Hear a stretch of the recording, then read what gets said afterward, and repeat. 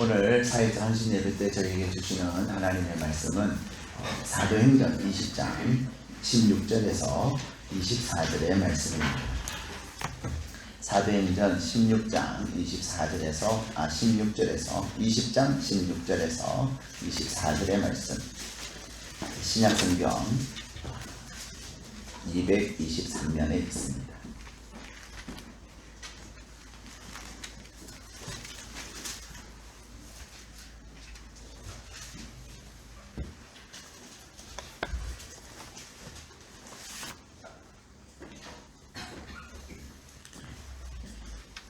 사도행전 20장 16절에서 24절 말씀, 신약성경 223면에 있는 말씀을 저희들이 한 목소리로 읽도록 하겠습니다. 20장 16절에서 24절입니다. 읽겠습니다. 바울이 아시아에서 지체하지 않기 위하여 에베소를 지나 배 타고 가기로 작정하였으니 이는 될 수 있는 대로 오순절 안에 예루살렘에 이르려고 급히 가미르라. 바울이 밀레도에서 사람을 에베소로 보내어 교회 장로들을 청하니 오매 그들에게 말하되 아시아에 들어온 첫날부터 지금까지 내가 항상 여러분 가운데서 어떻게 행하였는지를 여러분도 아는 바니 곧 모든 겸손과 눈물이며 유대인의 간계로 말미암아 당한 시험을 참고 주를 섬긴 것과 유익한 것은 무엇이든지 공중 앞에서나 각 집에서나 거리낌이 없이 여러분에게 전하여 가르치고 유대인과 헬라인들에게 하나님께 대한 회개와 우리 주 예수 그리스도께 대한 믿음을 증언한 것이라. 보라, 이제 나는 성령에 의하여 예루살렘으로 가는데 거기서 무슨 일을 당할는지 알지 못하노라. 오직 성령이 각 성에서 내게 증언하여 결박과 환난이 나를 기다린다 하시나 내가 달려갈 길과 주 예수께 받은 사명 곧 하나님의 은혜의 복음을 증언하는 일을 마치려 하면은 나의 생명조차 조금도 귀한 것으로 여기지 아니하노라. 아멘. 우리 사역자 헌신 예배로 오신 여러분들을 주님의 이름으로 환영합니다. 하나님께서 저와 여러분을 주님의 몸된 교회, 주님의 몸된 교회인 일의 중심교회의 사역자로 부르셨음을 믿습니다. 우리를 부르신 분은 하나님이세요. 우리를 목사로 또 여러 부장이나 또 차장이나 또 순장이나 예비순장으로 부르신 분은 하나님이시라는 사실을 꼭 기억하시기를 바랍니다. 지난 수요일날 제가 잠깐 말씀을 드렸는데 부르심에는 두 종류가 있어요. 부르심에는 일반적 부르심이 있는가 하면은 특별한 부르심이 있습니다. 로마서 1장에 보면은 사도 바울은 그가 하나님의 부르심을 받았다 이렇게 이야기하면서 또 그는 사도로 부르심을 받았다 이렇게 얘기해요. 일반적 부르심이라고 하는 것은 뭐냐면 내가 하나님의 자녀로 부름을 받는 거예요. 그러나 우리가 하나님의 자녀로 부름을 받는 그것으로 끝나지 아니하고 하나님께서는 저와 여러분을 어떤 사람은 순장으로, 어떤 사람은 예비순장으로, 또 어떤 사람은 부장으로, 또 어떤 사람은 차장으로, 또 어떤 사람은 장로로, 또 목사로, 전도사로, 권사로, 안수집사로, 또 서리집사로 이렇게 부르신 거예요. 그 하나님의 부르심, 그 각각에게 주신 그 부르심, 그것을 뭐라고 말하냐면 특별한 부르심 이렇게 얘기하는 겁니다.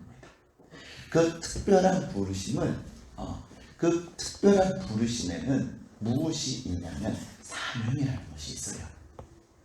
제가 퀴즈를 하나 내겠습니다.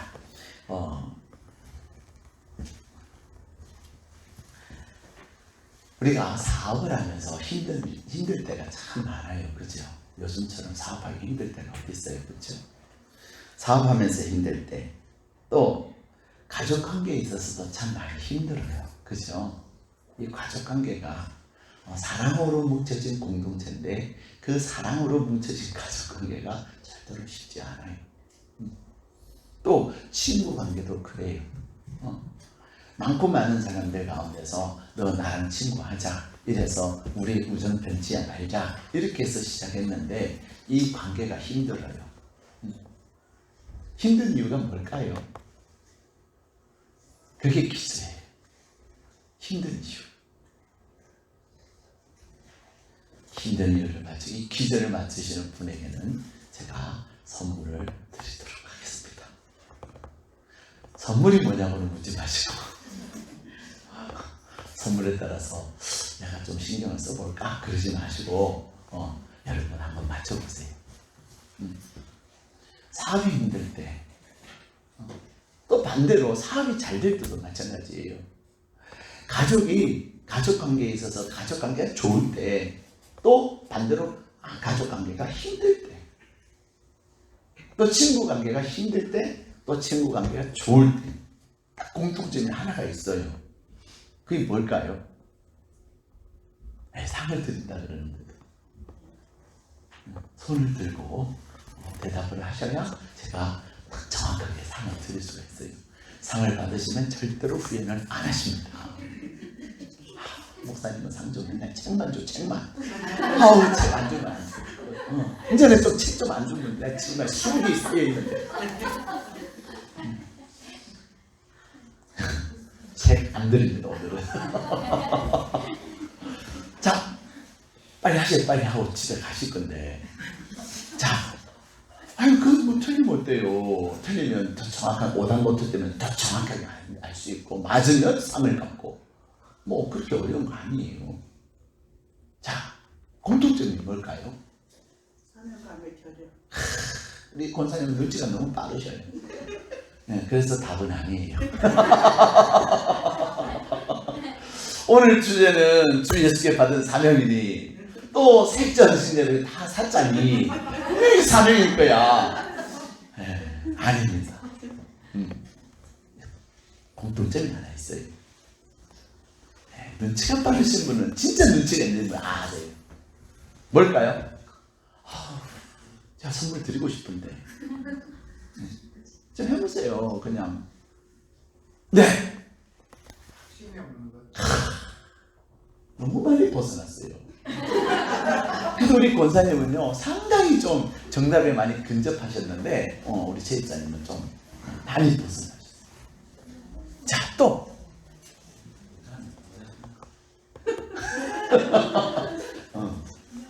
자, 예?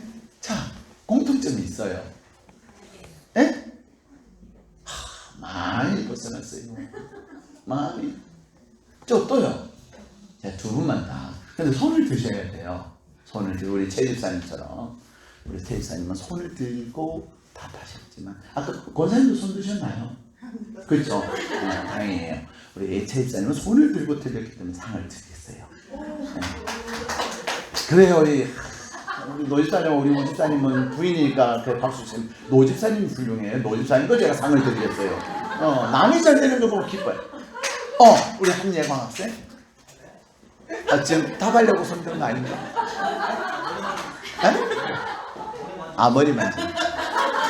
우리 한예광 학생이요. 굉장히 유머가 뛰어나요. 이번에 졸업식 갔는데도 그 참 분위기가 참 그거 하니까 학생들 확 웃겨버렸어요. 자, 마지막. 자, 두 분 빨리 가서. 사업을 하면서 힘들 때가 있어요. 그죠? 또 가족 관계에 있어서도 힘든 그런 때가 많아요. 또 친구 관계에 있어서 네. 내 뜻대로 되지 않을 때. 너무 많이 들었어. 자, 이제 한 분.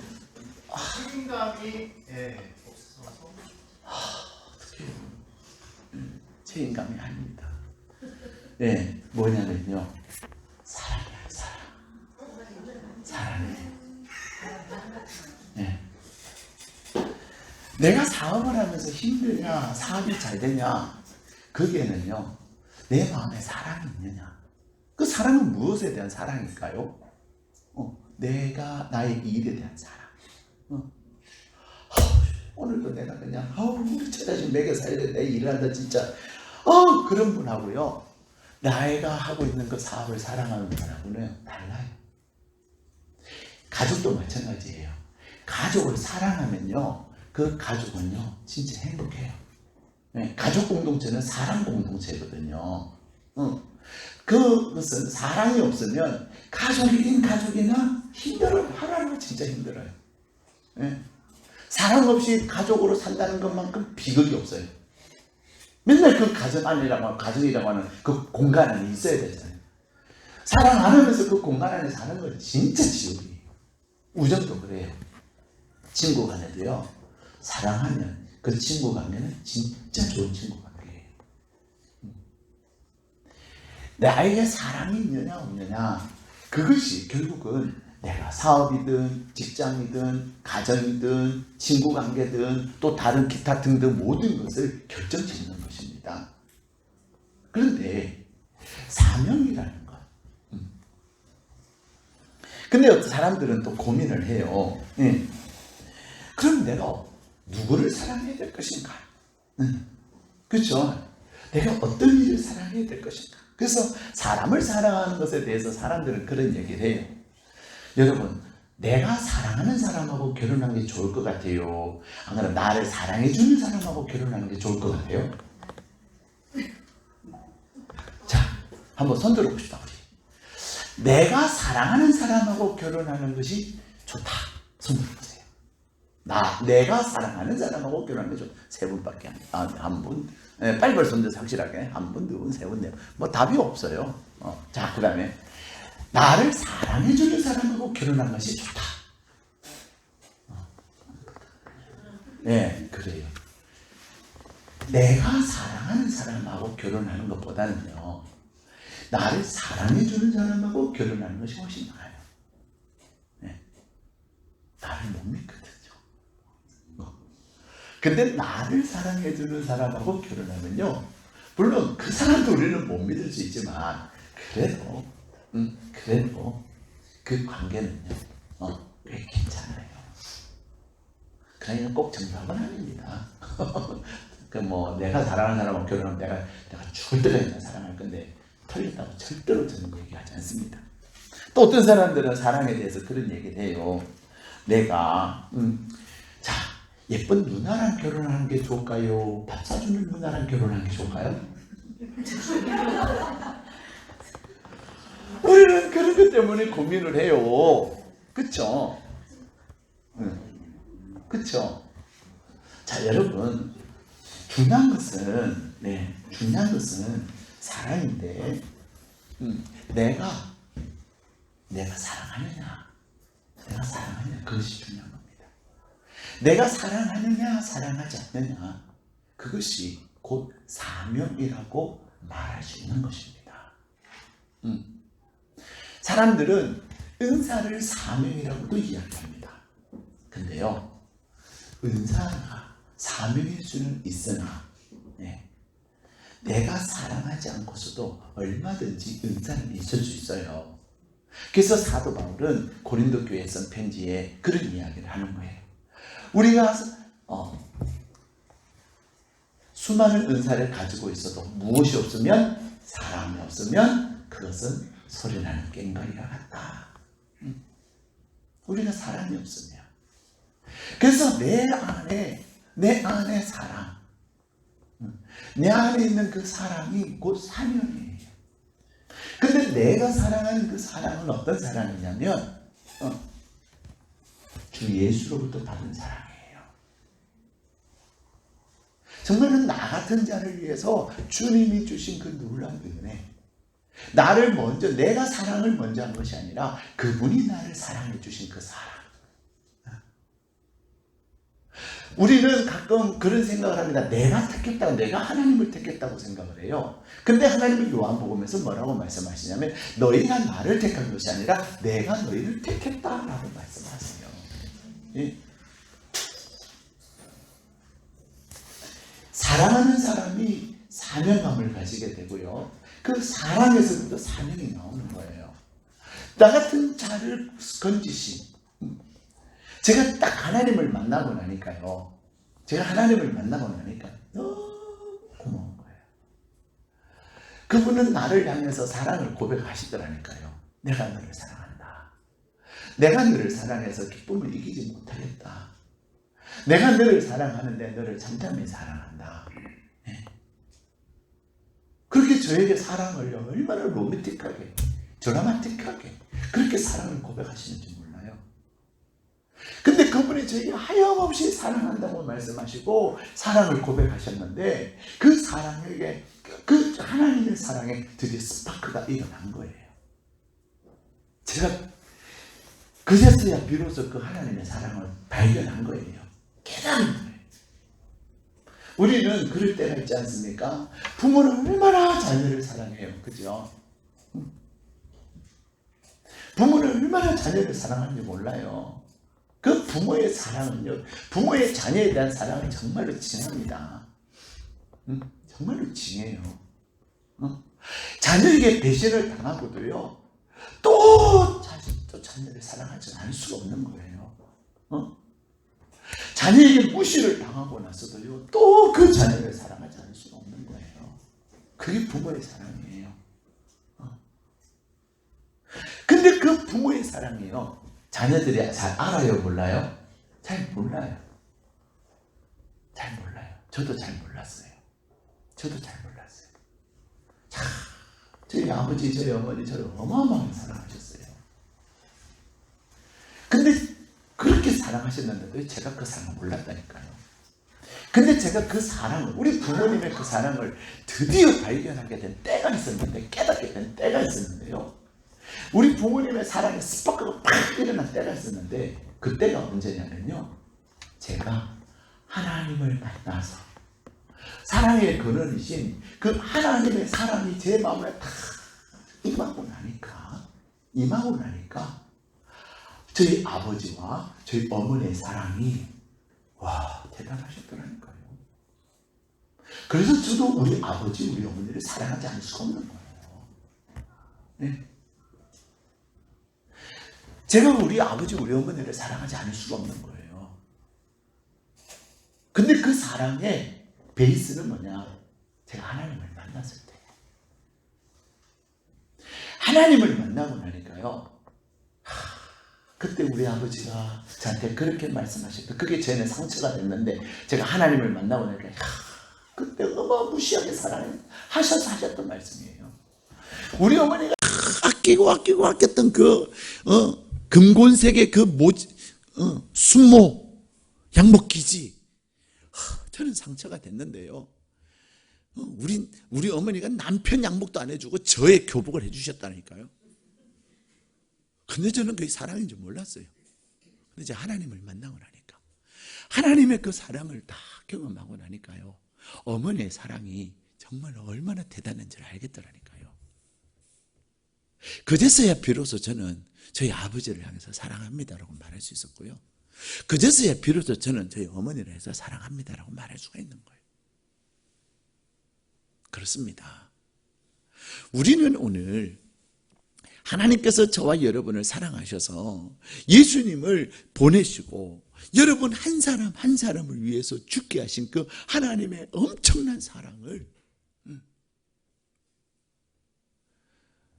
여러분이 그 하나님을 만나기 전에는 죄송하지만 잘 몰라요. 잘 몰라요. 그러나 그럼에도 불구하고 내가 하나님 사랑합니다 고백하고, 그래서 사랑합니다 나의 예수님, 사랑합니다 아주 많이요, 사랑합니다 나의 예수님, 사랑합니다 그것뿐이에요.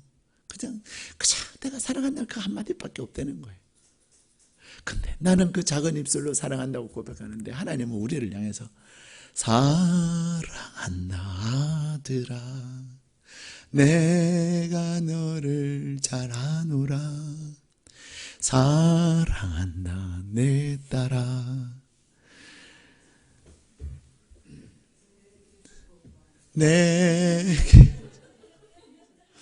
내게 축복 더하노라. 그저 우리는 이 짧은 입술로 사랑한다밖에 말 못하는데 하나님은 우리를 사랑한다고 내가 너 마음 알아, 내가 너 마음 알아, 그리고 내가 너를 축복해 말씀하신다니까요. 그 하나님은 우리에게 우리를 충성스럽게 여기셔서 이 일을 맡겨주신 거예요. 세상에는 세 가지 유형의 사람이 있다고 합니다. 첫 번째 유형의 사람은요, 그냥 세상 흘러가는 대로 사는 사람. 세상 흘러가는 대로 사는 사람. 그래서 그분들은요, 그냥 세상에 왔으니까 사는 거예요. 인생의 진정한 의미가 뭔지도 몰라요. 그냥 내가 좋은 대로 사는 거예요. 두 번째는요, 자기만을 위해서 사는 사람이 있어요. 다른 사람은 안중에도 없어요. 내가 기분 나쁘면 상대방이 기분 나쁜 것은 아랑곳하지 않아요. 내가 좋으면 상대방이 불편한 것은 아랑곳하지 않아요. 철저하게 자기 이익에 따라서 움직이는 자기 중심적인 사람들이 있어요. 모든 판단과 행동 기준이 자기 이익에 있는 거예요. 내가 이 말을 하면은 상대방이 얼마나 마음이 아플까? 내가 이 말하면 상대방이 얼마나 마음이 불쾌할까? 힘들까? 전혀 생각하지 않아요. 이 땅에 사는 많은 사람들이요, 자기만을 위해서 살려고 해요. 심지어는 예수 믿는 사람들도. 그래서 하나님도 달면 생기고 쓰면 뱉어버리고. 근데 세 번째 사람이 어떤 사람들이냐면요, 사명에 따라 사는 사람이에요. 인생의 의미와 가치와 목적을 사명에 두고 사는 사람들이에요. 그래서 그분들은 사명에 살고 사명에 죽는 사람들이에요. 우리 주님은, 하나님께서는 우리를 이 땅에 보내시면서 우리에게 다 사명을 주셨어요. 다 사명을 주셨어요. 나는 사명이 뭔지 모르겠어요. 저를 찾아오세요. 제가 가르쳐 드릴게요. 하나님은 우리를 이 땅에 보내실 때 그냥 보내지 않으셨어요. 그래서 우리는 그런 이야기를 합니다. 국민교육 현장에 우리는 역사적 사명을 띠고 이 땅에 태어났다. 국민교육 현장을 만드신 분이, 그 원고를 처음 작성하신 분이 제가 볼 때는 분명히 기독교적 사고를 가진 분 같아요. 누군지는 모르겠어요. 근데 우리는 분명히 이 땅에 태어날 때 역사적 사명을 가지고 태어난 거예요. 그래서 우리는 사명을 가진 존재예요. 사명을 모르기 때문에 그냥 대충 살고, 사명을 모르니까 자기밖에 모르며 사는 거예요. 근데 사명을 알면요, 사명을 알면은 말하는 것과 생각하는 것과 행동하는 것이 달라요.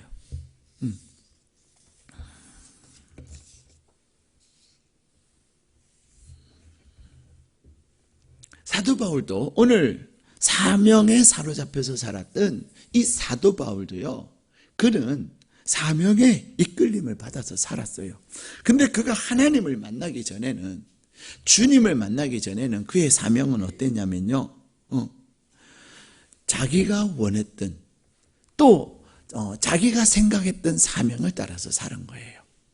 그것이 뭐죠? 율법을 위해서 사는 거예요. 사도 바울은 자기는 율법을 위해서 사는 것이 그의 사명이라고 생각을 했던 거죠. 그래서 그는 히브리인 중에 히브리로 태어나서 가말리엘 문화에서 율법을 배우면서, 그리고 그 율법을 위해서 살고 율법을 위해서 죽는 것이 그의 사명이라고 생각했던 거예요. 그래서 율법을 거스르는 사람은요, 정말로 못마땅하게 생각한 거예요. 우리는 가끔 그런 경우가 있잖아요. 자기는 경우에 맞지 않는 행동을 많이 하면서 남이 경우에 맞지 않는 행동하면 못 봐주는 사람들, 그죠? 사도 바울은 이 율법을 거스리는 사람들에 대해서는 정말로 못 견뎠어요. 그래서 심지어는 그는 뭐까지 했습니까? 그런 사람들을 죽이기까지 한 겁니다. 죽이기까지 한 거예요. 그래서 그는 다메섹에 있는 율법을 모욕하는 그리스도인들을 죽이기 위해서 그는 다 허가장을 받아서 가다가 그는 주님을 만난 거예요. 주님을 만난 거예요. 자기는 자기의 사명이 옳은 건 줄 알았어요. 근데 그것이 옳은 것이 아니었다는 것이죠. 주님은 그를 만나서 그렇게 말씀하시고 사울아 사울아 너는 왜 나를 핍박하느냐 그러시오. 주여 누시나이까 누시니까 라고 물었을 때 너가 핍박하는 나다 예수다 그런 거예요. 그리고서는 이 사도 바울은 주님이 그를 만나주시고 주님이 그에게 주신 사명 너는 이방인의 사도가 되어라. 그 사명을 받는 순간 그의 인생은 달라진 것입니다. 그가 주님을 만나고 나자 그는 오늘 그런 고백을 하는 거죠. 우리 20장 우리 24절 말씀 24절 말씀 23절 24절 읽겠습니다. 시작. 오직 성령이 각 성에서 내게 증언하여 결박과 환난이 나를 기다린다 하시나 내가 달려갈 길과 주 예수께 받은 사명 곧 하나님의 은혜의 복음을 증언하는 일을 마치려 하면은 나의 생명조차 조금도 귀한 것으로 여기지 아니하노라. 아멘. 그가 주님을 만나고 나니까요. 주님을 만나고 나니까 이제 진짜 사명이 생긴 거예요. 그 진짜 사명은 그 자신의 사명은 자기를 사랑해서 자기가 원하는 것을 할 때는 사람을 죽이는 일을 했어요. 근데 그가 주님을 만나고 나서 주님이 주신 사명을 그가 받자 그는 이제는 죽이는 자가 아니라 살리는 자가 된 거예요. 살리는 자가 된 거예요. 그리고는 그는 다른 사람들을 살리기 위해서 자기 자신을 죽이는 것에 대해서도 자기 자신이 심지어는 죽게 되는 것에 대해서도 하나도 아까워하지 않은 거예요. 이게 사명을 가진 사람의 차이예요. 우리는 레위기를 공부하면서 유월절 신앙은 어떤 거예요? 예수님이 죽고 누가 사는 거예요? 예수님이 죽고 누가 살아요? 내가 사는 거예요. 그게 유월절이에요. 근데 유월절의 은혜를 경험한 사람은 이제 어떤 신앙을 가지고 살아요? 무교절 신앙을 가지고 살아요. 이 무교절 신앙은 뭐예요? 내가 죽고 누가 사는 거예요? 예수님이 사는 거예요. 내가 죽고 예수님이 사는 것. 그것은 오직 누구만이 할 수 있냐면 나를 위해서 죽으신 예수님이 나를 위해서 죽으시고 예수님이 나를 살리신 그 사건을 경험한 자. 다시 말하면 주님을 만나서 주님이 나를 위해서 죽으셨다는 그 사실을 경험한 자만이 나는 이제 예수님을 위해서 나는 살 것입니다. 예수님을 위해서 살 것입니다. 예수님을 위해서 살 것입니다. 그래서 사도 바울은 그런 고백을 합니다. 사나 죽으나 사나 죽으나 사나 죽으나 오직 나의 삶을 통해서 그리스도가 존귀히 되기를 원한다. 그는 무교절 신앙을 가지고 나는 죽고 누가 사는 거예요? 예수님이 사는 거예요. 근데 하나님은요 참 놀라워요. 나는 죽고 예수님을 나타내고 예수님을 높이려고 하면 할수록 어떻게 되는 줄 아세요? 내가 살아요. 하나님이 우리를 살리신다니까요. 나는 예수님을 높여드리고 또 높여드리는데 예수님은 우리를 더 높여주시는 거예요. 그래서 잠언 4장 8절 9절에 보면은 뭐라고 말씀하십니까? 잠언 4장 8절 9절에 보면은 너희가 나를 높이면 내가 너희를 높이리라 말씀하세요. 너가 나를 품으면 내가 너를 영화롭게 하겠다는 거예요. 잠언 4장은 지혜에 대한 말씀을 하고 계세요.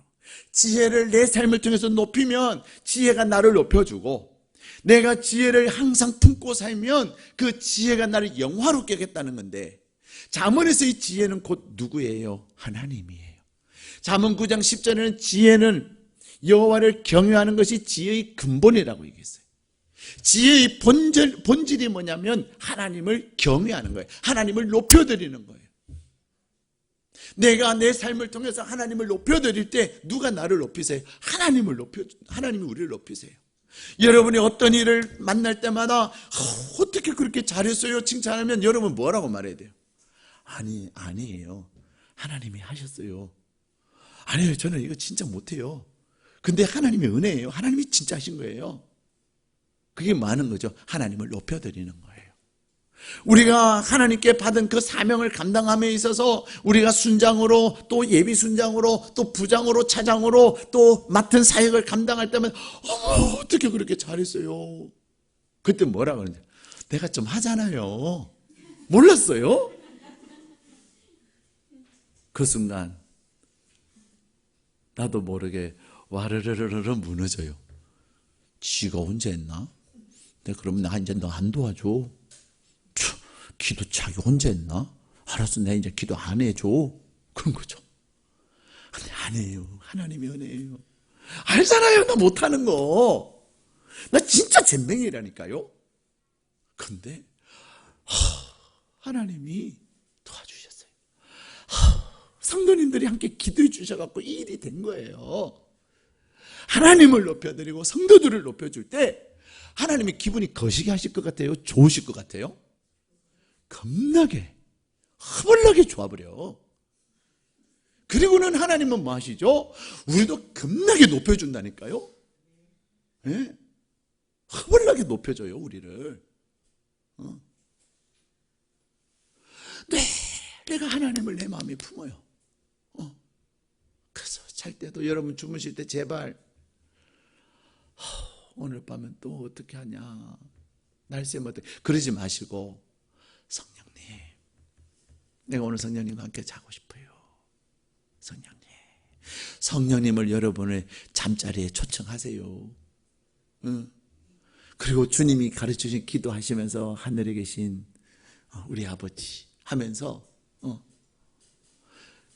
주님께서 가르치신 기도하시면서 하다 보면 나도 모르게 코 드르릉 드르릉. 근데 그 코를 고는 것은 옆 사람을 안 불편하는 코고름. 왜?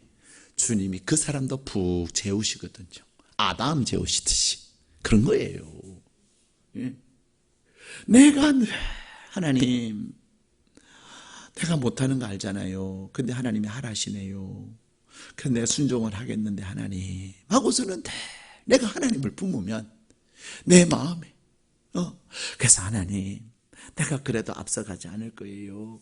하나님, 내 우선순위는 분명해요.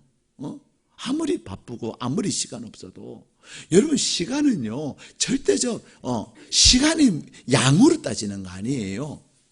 그러면 공부 많이 책상에 오래 앉은 아이가 솔대할 거 아니에요. 근데 꼭 그런 거 아니에요. 진짜 공부 잘하는 애들 보면요, 놀 때는 잘 놀아요. 운동할 것 다 하고요. 근데도 공부 진짜 집중력 있게 해요. 근데 하나님께서 하시는 거예요. 근데 우리는 막 이제 뭐가 일이 있으면은 그냥 거기에 매여가지고 하나님 패스, 하나님 패스, 하나님 패스, 오직 다 패스하고 그것만 하는데 됩니까? 안 될 때가 진짜 많아요. 뺑뺑이 돌 때가 많다니까요. 내가 늘 하나님을 내 마음에 품었다 하는 것은 내 삶의 우선순위가 항상 바로 세워져 있는 거예요. 그렇습니다. 하나님은 우리에게 말씀하세요. 사명이다. 사명은 나에게 사명을 주신 그 분을 사랑하는 게 사명이에요. 예. 여러분, 지금 세계에서 가장 체인이 많은 커피 회사가 뭐예요? 예, 스타벅스예요. 그죠? 사람들이 어느 날은 뭘 하는데 스벅스벅 그러더라고요. 도대체 또 스벅은 뭐야? 근데 물었어요. 죄송하지만 저는 여러분 모르면 물으셔요. 또 모르면서 스벅스벅 하는데 또 막 이러지 마시고 물으면 하나를 알게 돼요. 그래서 제가 알게 된, 제가 용기를 내고 물었어요. 죄송하지만 스벅이라고 하셨는데 그 스벅이 뭡니까? 하고 물었더니 스타벅스 그러시더라고요. 목사님, 스타벅스를 스벅이라고 합니다. 그래요. 그래서 제가 아주 중요한 걸 하나 아는 거예요. 지금 이 스타벅스가요, 전 세계에 64개국에 진출돼 있고요. 이 스타벅스가 2018년 통계에 의하면 지금 전 세계에 그 매장 수가 몇 개인 줄 아세요? 죄송해요. 너무 어려운 걸 제가 물어서. 28,218개가 있대요. 28,000개. 그런데 우리나라에 지금 커피 매장 제일 많은 게 뭘까요? 자, 손 들고. 얘는 딱 한 분에게만 빨리 이제 집에 가야 되니까.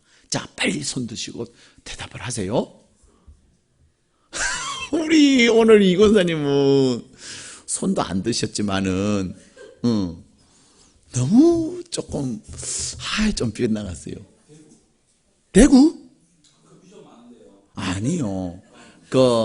이렇게, 예를 들어 롯데리아 같은 그런 이제 매장이 제일 많은 커피 브랜드. 스벅은 했어요. 서벅은 했어요. 답이 아니니까 내가 참 잘했어요. 이런 거 안 하잖아요. 크반 아니에요. 손 들고, 네. 네, 아닙니다. 커피빈도 아니고, 투썸도 아니고. 네, 네? 할리스 매장 얼마 없어요. 네, 이데아, 맞아요. 이디야. 이디야가 우리나라에서 매장이 제일 많대요. 그 다음 2등이 스벅이에요. 이제 스벅은 뭔지 아시죠? 스타벅스. 근데 우리나라에 2019년 통계에 의하면 1263개가 있대요. 많죠? 안 놀라시네. 네, 1263개. 어마어마하게 많은 거예요. 근데 이 스벅이 언제 생겼냐면요. 이 스벅이 언제 생겼냐면 1987년도에 생겼어요. 좀 놀라세요. 23년 만에 이만큼이면 어마어마하게 한 겁니다. 네. 1987년에 미국 시애틀에서 작은 커피 소매점을 인수해가지고 커피숍 시작한 것이 23년 만에 64개국에 28,128개. 지금도 또 생겼을 거예요. 2020년이니까. 그런데 이 스벅이 그래서 서점에 가면은 스타벅스 커피 한 잔에 담긴 성공 신화라는 책이 있어요. 근데 이 스타벅스의 성공은 딱 한마디로 말하면은 뭔 줄 아세요? 저는 오늘 제가 우리 목욕기도에 10년 동안 하면서 처음이었어요. 찬양할 때 불 끄고 간 거. 반응이 없으셔. 정말 감동적이었어요. 야, 우리 김전사님 정말로 감성이 뛰어나신 분이다. 제가 방에 있는데 똑똑똑 우리 김전사님이 들어오셔요. 그래서 목사님 차 한잔 드세요 하고 주시는데요. 그냥 안 주시더라고. 제가 돌아서면 잊어버려요. 거기에 하여튼 무슨 행복잔은 들어갔어요. 그 종이에, 커피통에서 커피하면은, 이렇게 컵 홀도 주잖아요. 거기다가 글을 써가지고 주시더라고요. 이야, 참 대단하다. 글 쓰기 쉽지 않은데, 커피를 그냥 주는 것도 쉽지 않은데, 그죠? 쉽지 않은데. 근데 딱 들어왔는데요. 들어왔는데, 불 끄고 찬양하시더라니까요. 무엇에 터치하는 거죠? 감성. 근데 이 스타벅스가요, 스타벅스는 자기네들의 성공 신화를 딱 한마디로 얘기해요. 우리는 커피를 파는 것이 아니라 감성을 팝니다. 보셨나요? 못 보셨으면 할 수 없고. 오늘 목요기도에 진짜 잘 오신 거예요. 너무 많은 걸 알고 가셔가지고 기억나는 게 하나도 없을 수 있어요. 우리는 무엇을 팔아요? 커피를 파는 게 아니라 감성을 판대요. 그러니까 되는 거예요. 그럼 우리는 본질은 커피인데 커피를 안 팔고 감성을 파라고 되겠어요? 커피는 감성을 파는데요. 그 감성을 팔매에 있어서 커피는 기본이라는 거죠. 단순히 커피 파는 것에 연연해 안 하고 무엇을 팔아요? 어떻게 하면 고객에게 감동을 줄까? 예. 더군다나 오늘 이 현대는 어떤 시대예요? 지성의 시대가 아닙니다. 포스트 모더니즘 시대라고 지금은 얘기하는데 이 시대는 포스트 모더니즘 시대는 지성의 시대가 아니에요. 20세기가 지성의 시대예요. 21세기는요 감성의 시대예요. 그래서 여러분이 광고를 보세요. 광고를 보면요 얼마나 감성이 호소를 하고 있는지 몰라요. 어떻게 하면 저 소비자의 그 마음을 감동을 줄까? 그래서 색깔도 현란하게 하고요. 표현도 기가 막히게 해요. 그 한 문장이 카피라이터 그것 때문에 산다니까요. 제가 한 번은 옛날에 몇 년 전에 신방을 갔는데 그 집에 스벅 그 먹어 잔을 내놓는데요. 홍콩, 오사카, 또 어디 해가지고 그 이제 자랑하는 거지. 나 일본 갔는데 일본 오사카 스타벅스에 가서 먹고 사왔어요. 그런 거죠. 나 홍콩도 갔는데 홍콩 스벅에서 그래서 제가 외국 가서는 못하고 내가 서울이라도 스벅 가가지고 다 한번 사볼까 했는데 어리석은 짓이에요. 제가 옛날에는요, 하여튼 여행을 해외를 가면 그 가면 다 이제 그 지역에 그 자석 있잖아요. 돈 많이 들였어요.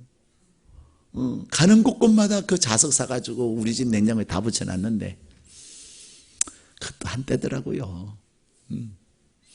저희 부모님 집에 갔는데 이사할 때 엄청나 우리 아버지 우리 어머니도 엄청 많더라고요. 근데 달라 안 했어요. 안 가져와도 붙이지도 않고 그거 별로 그냥. 근데 어쨌든 젊은이들에게 감성에 호소하는 거죠. 불과 23년이라고 짧은 시간이지만 전 세계에 64국에 매장을 낼 수 있었던 것은 감성. 근데 그것이 뭐냐면 그분들은 우리는 커피만을 파는 것이 아니라 고객의 마음을. 근데 여러분 분위기 좋은 커피집하고 만 좋은 커피집하고 사람들 어디를 갈까요? 네. 실속 있는 분들은 맛집. 그냥 거시기한 분들은 감성.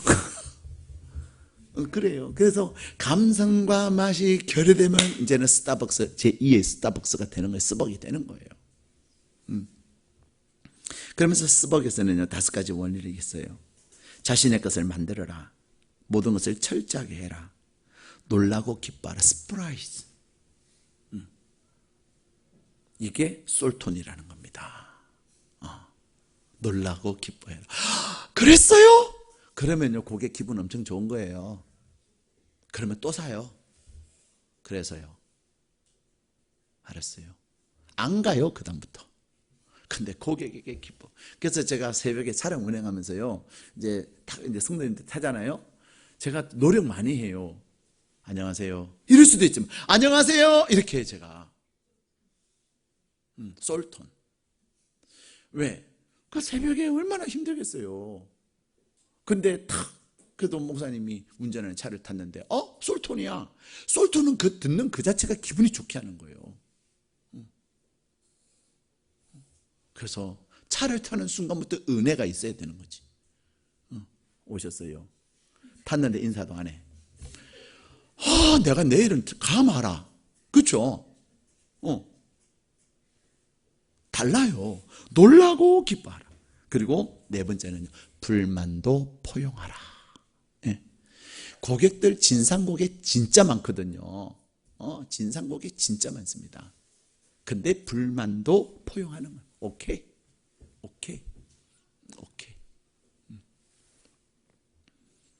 5번째, 세상에 흔적을 남겨라.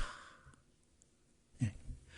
하나님께서 주신 사명, 여러분을 순장으로 부르시고 여러분을 예비 순장으로 부르시고 여러분이 부장으로 부르시고 또 여러분을 차장으로 부르시고 또 여러분을 목사로 전도사로 장로로 권사로 안수집사로 부르신 그 이상 여러분의 마음에 하나님이 주신 사명이 활활 불타오기를 바랍니다.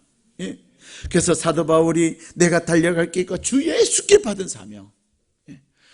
난 싫었는데 그냥 목사님이 전해갖고 해야 된다 그래갖고. 여러분, 그렇지만 이해했으니까 다 온 거 아니겠습니까? 그렇죠? 이해하는 순간 누가 감동을 주셔야 이해한 줄 아세요? 하나님이 감동 주신 거예요. 2분밖에 아멘 안 하죠. 진짜예요. 예. 여러분, 이제 부장님들 이미 다 작년에 하셨던 그대로 했지만요. 차장님들, 예비순장님들 하면서 치우고 또 바꾸고 치우고 바꾸고 그래갖고 여러분이 택정함을 입은 거예요. 제 원안에 보면은요. 물론 이제 부장님들이 추천해 줬어요. 부장님들 추천하시고 또 부장님하고 대화를 하면서요. 그래요. 근데 또 이렇게 바꾸고, 그래가지고 어떤 경우에는 3번 지우고 바꾸고 이런 경우도 있어요. 근데 그것이 그냥 지우고 바꾸고 한 거 아니에요. 하나님의 특정하심. 하나님의 특정하심이 있다는 거예요. 여러분의 마음속에 이제는 지성의 시대. 그래서 이제는 교회에서 이제는 내가 성경 많이 하는 그것으로 신앙생활하는 거 아니에요. 물론 말씀 아는 것은 뭐예요? 커피의 맛은 기본이듯이, 그죠? 저는 커피 맛을 몰라요. 똑같은 것 같아요. 근데 사람들이 스벅이 맛있다 그래갖고 저도 한번 먹어봤는데 써요. 그래서 스벅인가 보다 하냐 그랬어요. 그래서 저는 스벅 안 하고 써벅 이렇게. 근데 사람들은요, 이 스타벅스의 그 감성에 매료된 사람은 그 맛이 그 맛인데 역시 커피 맛은 스벅밖에 없어 이래요. 무엇에 매료돼가 스벅이라는 줄 아세요? 감성에. 근데 여러분이 순장이든 예비순장이든 부장이든 차장이든 또 여러분이 교역자든, 예, 교역자든 또 장로님이든, 예, 또 만수집사님이든 권사님이든 여러분이 맡은 그 부르심 앞에 내가 이 2020년에 내가 하여튼 나를 만나는 우리 성도님들은 내가 졸도를 시킬 것이다. 무엇으로? 감동으로. 그래서 어떻게 집사님 감동이에요. 네. 어떻게 전도사님 감동이에요. 내가 넘어질 뻔했어요. 그럼 또 전도사님 짠 이렇게도 한번 해봐야 돼. 넘어지는 거 잡아주는 거. 넘어지지도 않지만 여러분 나에게 사명을 주신 그 주님을 기쁘시게 하기 위해서 내가 어떻게 우리의 대상은 1차는 성도님들잖아요. 그렇죠? 2차는 묻지 않는 사람들이에요. 우리 성도님들을 위해서 우리 성도님들에게 여러분이 감동을 주는, 그래서 인사를 해도 솔톤으로 근데 인사 안 하는 분들도 계셔요. 그럼 제가 어떨 때는 내가 인사를 해야 되겠지. 그래서 안녕하세요 이렇게 할 때가 있어요. 갈 때가 고민하다가 왜 저분은 나를 봤는데 그래서 제가 몇 번 이렇게 왔다 갔다 나를 봤을 텐데 인사를 안 하세요. 이 좁은 우리 교회 안에서, 그것도 복도에서. 그래서 제가 어슬렁 하는데 인사를 안 하세요. 그래서 내가 어떡하지? 그냥 나도 그냥 안 하고 갈까? 그러다 아니야. 그래서 제가 안녕하세요 이렇게 할 때가 있어요. 예. 인사를 안 하는 사람보다 하는 사람이 훨씬 감동을 주겠죠. 사랑하는 여러분, 여러분이 2020년에 여러분을 부르신 그 하나님 앞에서, 여러분을 부르신 그 하나님 앞에서 그 사명에 정말로 충성스럽게 한번 해보세요. 여러분을 부르신 그 하나님은 여러분을 그냥 일만 찐탕 시키다가 끝내려고 하시는 분이 아니에요. 여러분이 하나님을 높이면 무엇으로? 나에게 맡겨주신 그 사명을 가지고 하나님을 높여드리면 하나님은 여러분을 높이십니다. 예. 내가 사랑 때문에, 하나님께 받은 사랑 때문에 내가 정말로 사명 때문에 하지만 그 사명의 다음은요, 하나님의 면류관이 있는 거예요. 그 면류관에 내 천국 가슴만 있는 거 아니에요. 이 땅에서도 하나님께서 우리에게 주신 면류관이 커요. 네, 큽니다. 그래서 2020년 그 해는 나의 면류관은 큰데 요즘 너무 따뜻하잖아요. 그래서 제가 그랬어요. 그 해 겨울은 너무 따뜻했네. 그랬더니 목사님 그거 가요 제목 아니에요? 그래. 모르겠어요. 2020년 그 해 나의 사명은 너무 감동적이었네. 내가 주님을 높여드릴 때 주님이 여러분을 어마어마하게 높이시는 놀라운 은혜가 가득하시기를 축복합니다. 제가 여러분들에게 한 가지를 보여드릴 게 있어요. 근데 우리는요, 때때로 우리가 사명을 감당함에 있어서 우리 안에 상처와 열등감이 있어요.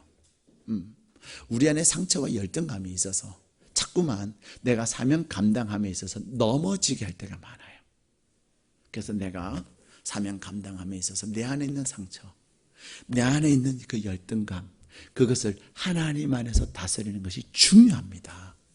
네. 여러분 김창옥이라고 하는 분 아세요? 네. 김창옥이라는 분 모르시는 분 오늘 진짜 잘 오신 분. 진짜 잘 오신.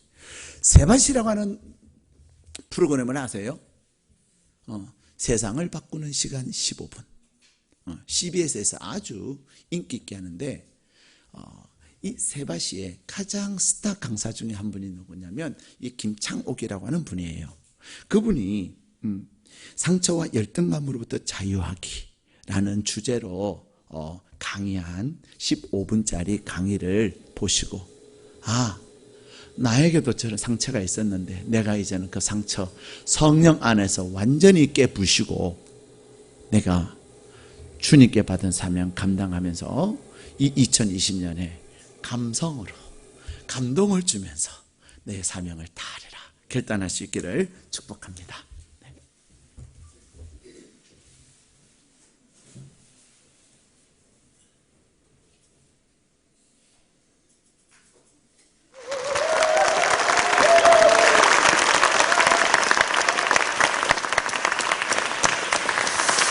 네, 반갑습니다. 근데 솔직히 여러분 사실 제가 교수 같은 느낌은 아니시죠? 저도 알고 있습니다. 그래서 어떤 기업에 가서 제가 어디 가면 분위기가 가장 잘 어울릴 것 같냐고 그랬더니 미장원에 가면 잘 어울릴 것 같다고 솔직한 피드백을 하시더라고요. 여러분 오늘 비도 오는데 강의다 생각하지 마시고 머리하러 왔다 생각하시고 졸리면 살짝 주무십시오. 캐나다에서 조사를 한번 했답니다. 사람들이 공포를 느끼는 가장 위험한 순간이 어떤 경우인지. 여러분은 어떤 때 공포를 느끼세요? 지금 이 순간이죠. 근데 제가 구체적으로 한 사람에게 질문을 드리면 공포를 느끼게 되어 있습니다. 외국 사람도 비슷합니다. 외국 사람이 가장 공포를 느낄 때가 4번이랍니다. 깊은 물에 들어갔을 때, 높은 곳에 올라갔을 때, 어두운 밤에 혼자 있을 때. 제일 공포를 느끼는 때가 언제일 것 같습니까? 네? 얘기하고 틀리면 욕 먹으면 됩니다. 그냥 어차피 인생 정답인 것 같아요. 대중 앞에서 말하라고 할 때래요. 여러분, 외국 사람도 그때가 힘들답니다. 그럼 우리 한국 사람들은 대중 앞에서 말하라고 하면 얼마나 이게 어렵겠습니까? 손은 어떻게 해야 될지. 그래서 사람들은 저에게 물어봐요. 선생님, 교수님, 제가 사람들 앞에서 프레젠테이션을 하는데요. 손을 어떻게 해야 되나요? 앞으로 해야 되나요? 뒤로 하나요? 잘라버릴까요? 어떻게 해야 될지 모르겠다는 거예요. 그래서 어떤 여대에 몇 년 전에 수업을 갔더니 제가 이랬어요. 발표하시는 사람에겐 점수를 줍니다. 나오세요. 그랬더니 막 서로 안 나가려고 그러는 거예요. 점수를 준다는데도. 막 서로 미루는 거예요. 네가 나가세요. 네가 나가. 그러더니 나올 때도 정말 걸음걸이를 좀 당당하게 나오면 좋잖아요. 이렇게 딱 나올 때 사람 앞에 탁 나와서 안녕하십니까? 어느 학교 몇 학년 누구입니다. 하고 인사를 이렇게 하면 되잖아요. 근데 이렇게 나오는 친구가 거의 없어요. 제가 걸음걸이를 따라 해볼게요. 나오세요. 그랬더니 이렇게 나와요. 이게 나와가지고 제일 먼저 하는 건 이거를 2번 합니다. 이거 에? 이거 2번, 깻잎 3번 이거. 제가 여러분 이렇게 우리 남 앞에서 얘기하는 거 힘들어서 어떡하겠습니까? 면접도 보셔야 되는데. 그러더니 여러분 사람은요, 제가 딱 보면 남 앞에서 말 잘할 사람은 전 눈동자만 봐도 어느 정도 알겠더라고요. 눈에 총기가 있는 여학생이 딱 앉아 있는 거예요. 그래서 제가 그 여학생이 눈에 들어오길래 여학생 한번 부탁드리겠습니다. 이 친구는 빼질 않아요. 바로 이렇게 얘기하더라고요. 예, 알겠습니다.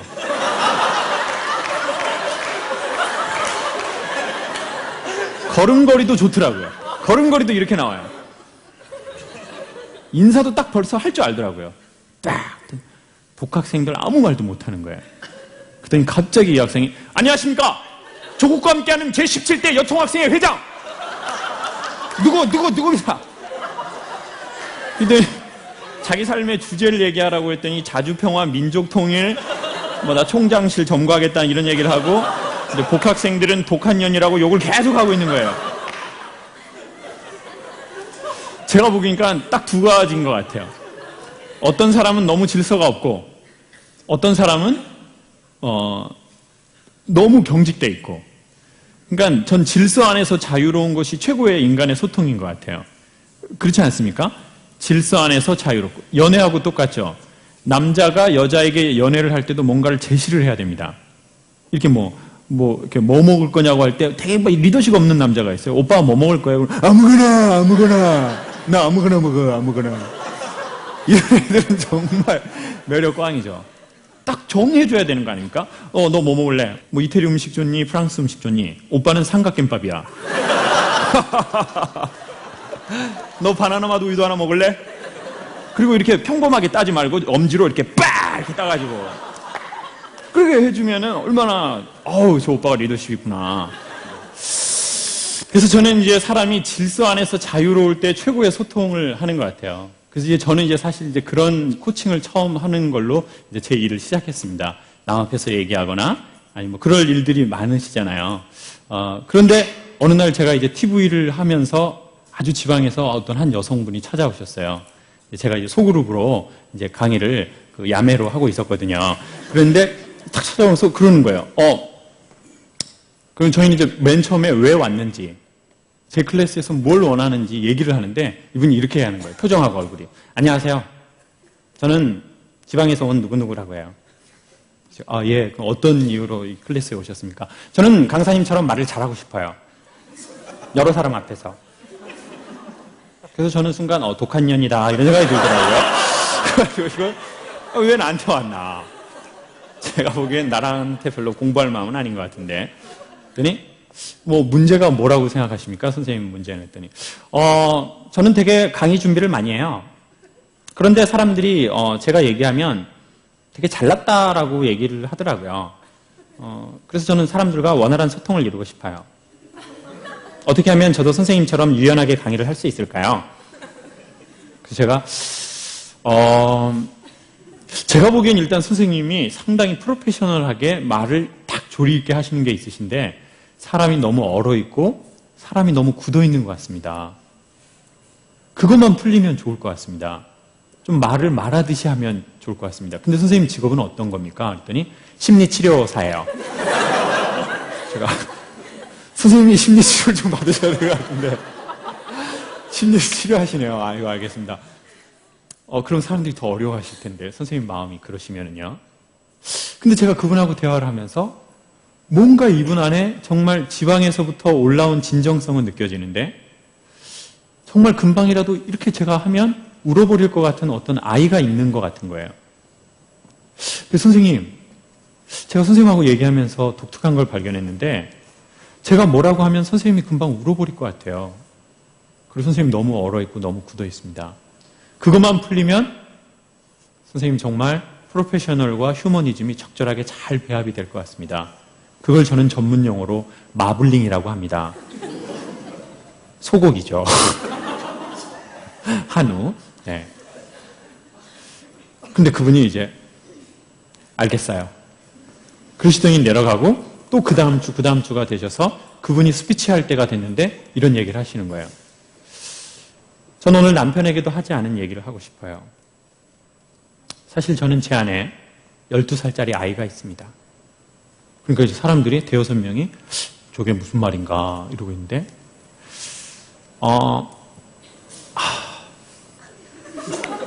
그분이 그러셨다는 겁니다. 지금 제가 그러는 게 아니고 지금 상황 재생입니다. 네. 그래서 저는 어렸을 적에 제가 서울에 살았어요. 잠실 쪽에요. 그런데 제가 12살, 제 남동생이 9살일 때 제가 자다가 꿈을 꿨습니다. 근데 귀신이 저를 막 쫓아오는 거예요. 그래서 저는 이게 현실인지 꿈인지 구분을 못하고 벌떡 일어나서 집을 나가서 한강을 향해서 뛰기 시작했습니다.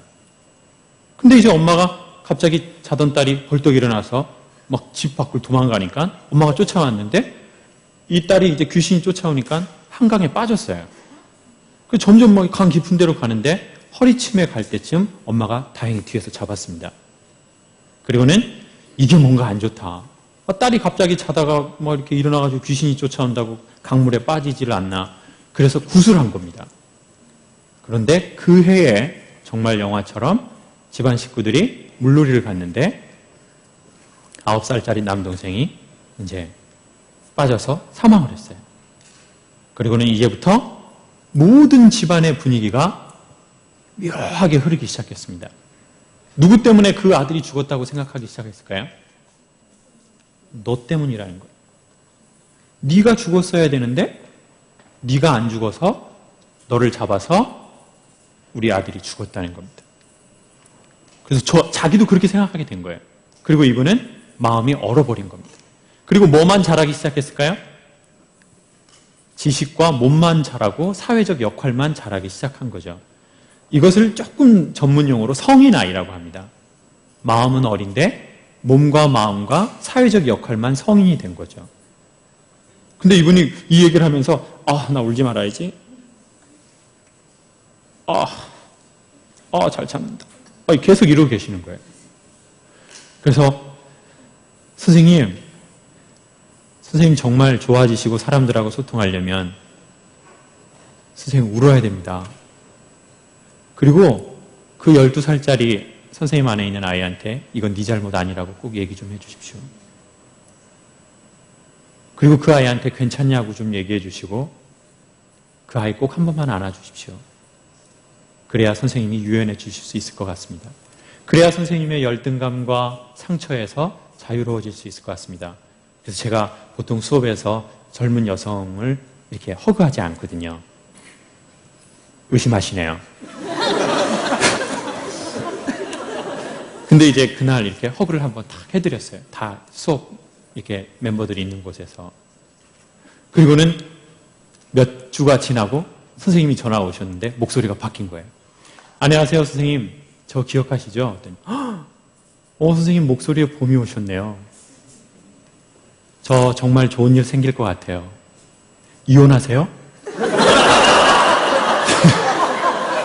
짜증나, 씨. 아니에요.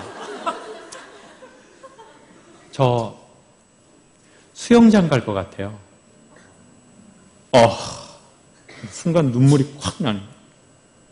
여러분, 사람이 우리가 어렸을 적에 어떤 상처를 받으면 우리는 그 물에 들어가지 않으려고 해요. 네. 선생님 너무 축하드립니다. 비키니 꼭 사세요. 패턴 강한 걸로. 표범이나 이게 큰 꽃 같은 거 이런 거. 정말 축하드립니다. 네. 강사님 저 이제 일부러 얘기하진 않지만 필요하면 제 클래스에서 제 동생 얘기합니다. 고맙습니다. 저도 알고 있었던 사실인데 거기에서 나올 수 있도록 도와주셔서 감사합니다. 여러분, 사람들이 저희가 말하고 이런 것이 기술에 대한 문제인 것 같은데 사람들하고 훈련하다 보니까 제 생각엔 70%는 마음과 관계에 대한 문제에서 온 것 같아요. 네. 그러니까요, 재미있는 사람 곁에 있으면 어떻게 될까요? 재밌어져요. 그러니까 막 재미를 학습하려고 그러면 안 됩니다. 인터넷 들어서 막 배우고 엄청 구려요. 안 돼. 그런 거. 네? 하지 마세요. 재밌는 사람이 되고 싶다면 어떻게 하는 게 최고의 지름길이라고요? 재미있는 사람하고 친구가 되십시오. 네. 그리고 나 정말 꿈을 갖고 싶다면 꿈이 있는 사람하고 친구를 하십시오. 그리고 심장이 뛰고 싶다면 지금 현재 심장 뛰는 삶을 사는 사람들과 친구가 되십시오. 그러면 인간은 좋아하면 복제하는 현상이 있습니다. 묘하게. 그거는 배우지 않아도 다 저희가 갖고 있는 능력입니다.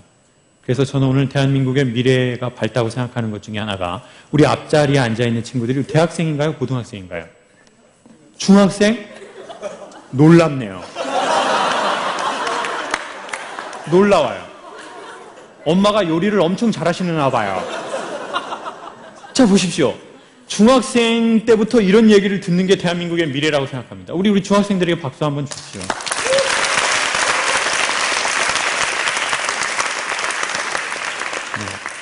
우리 친구들 웃지만 웃는 게 아닌 것 같아요. 여러분, 세바씨는 오늘 오는 한 줄기 비 같은 건데요. 하나 듣기는 아무것도 아니지만 이걸 계속 듣다 보면 저희 안에 아주 놀라운 삶의 재료가 될 거라고 확신합니다. 여러분, 혹시 우리 안에 그런 어린아이가 있다면 괜찮냐고 한 분만 해주십시오. 이거 하고 전 마칠게요. 인간의 마음은 신경 전달 물질이래요. 그래서 이렇게 한 건 자기 마음을 안아준 거랍니다. 이렇게 한 번만 해보실까요? 이때까지 힘들게 살아온 이런 건 하지 마시고요. 방송이니까 깔끔하게 해주세요. 그리고 이렇게 하면 좋아진대요. 이제는 수고하고 사는 나에게 괜찮니? 괜찮아. 이렇게 한번 해주는 거랍니다. 자, 한번 해볼까요? 시작. 얼굴 표정은 뒤져보라. 뒤지라고. 가끔 용기를 내셔서 혼자 있을 때 힘든 우리의 삶을 사는 우리에게 힘드냐고 한번 꼭 얘기해 주십시오. 저희가 어느 날 살다가 삶의 독화살을 맞을 때가 있거든요. 그럼 제일 먼저 어떻게 해야 합니까? 이거를 빼고 치료해 줘야 합니다. 근데 우리는 보통 독화살을 맞으면 어떤 놈이 쐈을지를 생각을 하고 있습니다.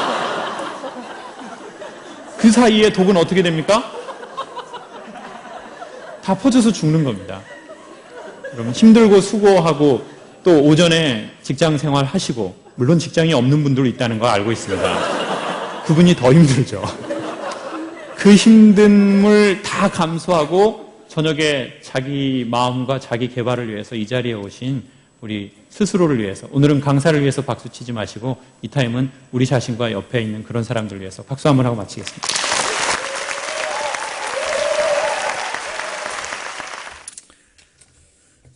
여러분은 15분짜리 영상을 어떻게 보셨습니까? 예.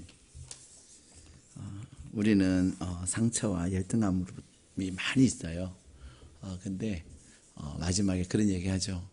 도대체 이 상처는 누가 준 거야? 왜 나는 이렇게 열등이 많지? 그 생각하면 죽는다고, 독이 퍼져서 죽는다고. 빨리 빼서 치료를 해야 되는 거예요. 여러분들이 이렇게 사역함에 있어서 우리의 사역은 사람과 사람과의 관계 속에서 하는 거기 때문에 나도 모르게 내 안에 열등감도 이렇게 팍 솟아날 때 있고 내 안에 상처가 팍 분출될 때가 있어요. 근데 그것들을 내가 칭찬해 줘야 돼요. 내가 나를 칭찬하고 엘리베이터 탈 때는 항상 어떻게 하시라고요? 나를 향해서 웃어 주셔야 돼요. 제가 제 어머니 팔순 때문에 미국 갔다가 이제 사진을 이제 찍을 일이 많잖아요. 그랬더니 같이 사진 찍는데 사진 찍으시는 분이 아이고 목사님 표정이 너무 좋으세요 그러세요. 제가 뭐라 그런지 아세요? 저 맨날 연습해요. 이렇게 했어요. 예, 그렇습니다. 여러분들이 여러분을 엄청나게 사랑하시는 하나님이 계시기 때문에요. 여러분들은 하나님 내가 아파요. 그럴 때마다 하나님이 여러분 만져주세요. 여러분 만져주시고 또 그 하나님이 여러분을 만져주심으로 여러분 스스로를 만져주세요. 여러분이 여러분을 만져주실 수 있어야 다른 분들을 만져줄 수 있는 거예요. 그래서 주님께 받은 그 놀라운 사랑을 가지고 그래서 자꾸만 도끼만 뿜어내는 것이 아니라 사랑을 뿜어내고 또 서로 격려하고 서로 상대방의 감동을 주고 내가 어떻게 감동을 줄 것인가 그것을 고민하며 나갈 때 2020년 여러분의 사역은 정말로 판타스틱할 줄로 믿습니다. 우리 함께 기도하겠습니다.